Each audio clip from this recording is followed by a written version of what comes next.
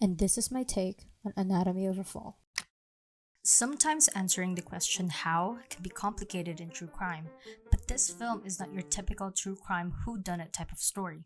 We slowly unfold the narrative about marriage, family, and career while the story revolved around the mysterious death of Sandra's husband, Samuel.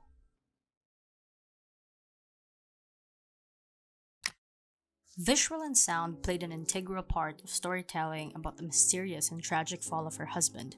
Throughout the film, sound and visual are correlated in the audience's point of view.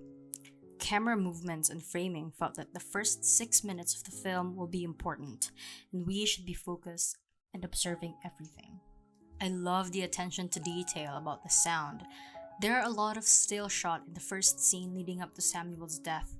The loudness of the sound changes based on where we are in the house. This is important as we can have an insight about why Sandra didn't hear Samuel's fall.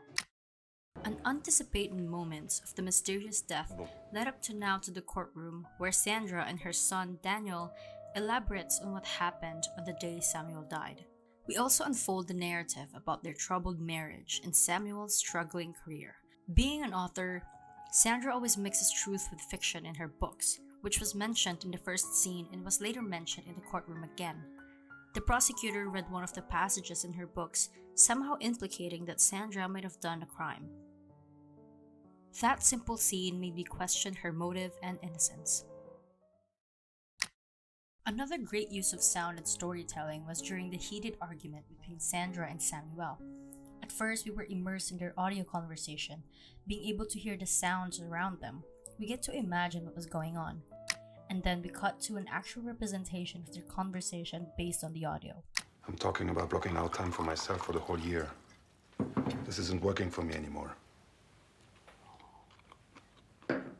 Well, organize your time differently if you want to. It's up to you.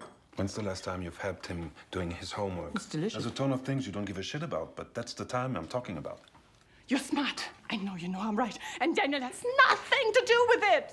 Stop it! And when the conversation started to tense up, we can only hear... I can't stand any more of your fucking eyes! You're violent! Yes, I am violent!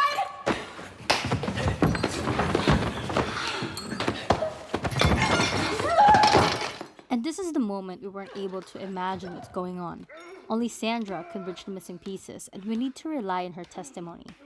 Now, this is a question of, is she telling the truth?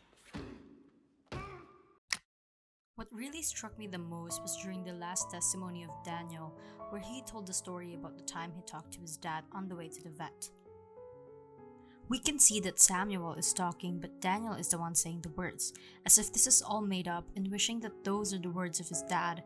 And probably it's easy to accept the idea that what appeared to happen was a suicide, and that he cannot lose another parent.